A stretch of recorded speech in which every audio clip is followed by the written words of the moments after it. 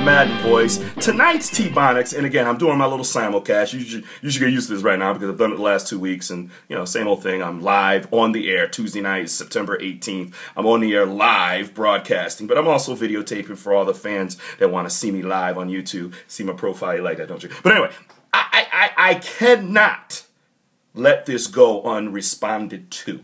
I can't. Now let me just say this. We all watch First Take. I know we all do. Okay, it's one of the most popular sports shows on TV.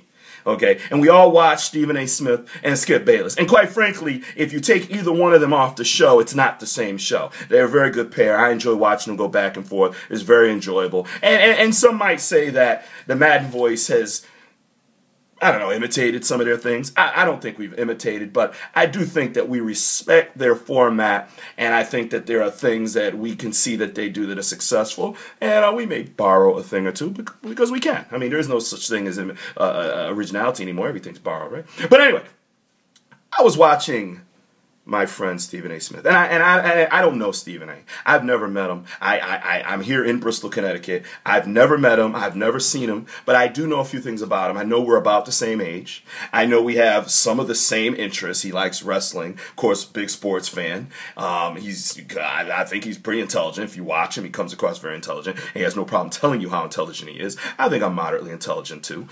He likes to dress very well, and I think on my particular day I can dress pretty well too. So I think that, you know, he's someone that I can compare myself to on some level. I am a little bit older, but just a little bit. Not much. Don't look it, don't do it. But anyway, here's what I'm saying is Stephen A. Smith is a New York Giant fan, and I think a Pittsburgh Steelers fan, but we'll get into that in a minute. And he made a comment about the Cowboys, and we know the Cowboys lost to the Seahawks in kind of ugly fashion. It was 10-0 before the ball even got hiked. You know, it was just ugly from start. They made a couple runs throughout the game to try to make it close, but in the end, it wasn't really that close. And they lost 27-7. It was a rough game all the way around. And Stephen A. Smith said some things that I can't disagree with. Now, I'm going to read some of his quotes. I'm going to read them right now. As you can see right here, I'm reading. These Dallas Cowboys are exactly what I told you they would be. They are a model of inconsistency. Can't argue that. They were 8-8 last year. They're 1-1 right now, so I can't argue that. I think the Cowboys will miss the playoffs. They got punched in the mouth, et cetera, et cetera, et cetera. They look soft. I can't argue those things because the Seahawks were very physical with the Cowboys, and I can't argue that the Cowboys looked like they were out-physicaled, okay? I can't argue that, okay? And then he goes on and said that the defense, Marshawn Lynch and Russell Wilson looked like a seasoned quarterback, more seasoned than Tony Romo. I mean, okay, a matter of opinion, but that's fine. They cannot be trusted, his opinion as well. But then he goes what I think is overboard. He says, that's why an inferior team on paper smacked them around. The Dallas Cowboys got punked yesterday.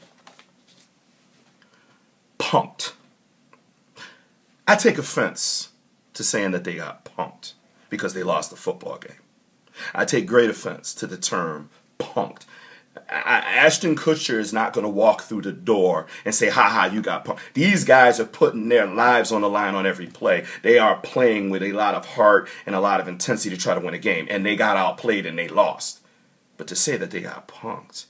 Now, Stephen A., you had an issue with Jalen Rose months back, where Jalen Rose challenged you as far as how you talk about athletes and said, why do you have to make it personal? When you talk about their performance, that's one thing. But when you talk about their effort or their character, how do you know?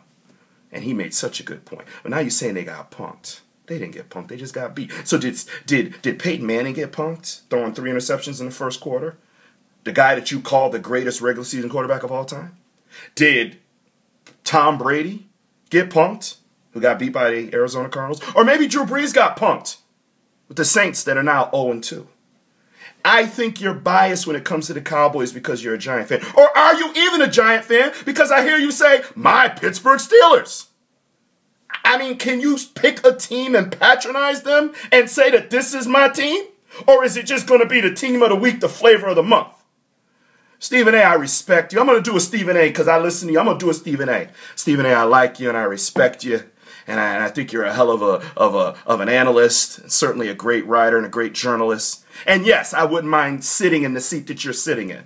But I can assure you this, if I'm ever sitting in that seat, You will never hear me disrespect any athlete that has achieved the level of pro athletes that we are all attempting to analyze. So when you analyze, I only ask that you think about that. Just think about that just for a second. And be fair and be reasonable.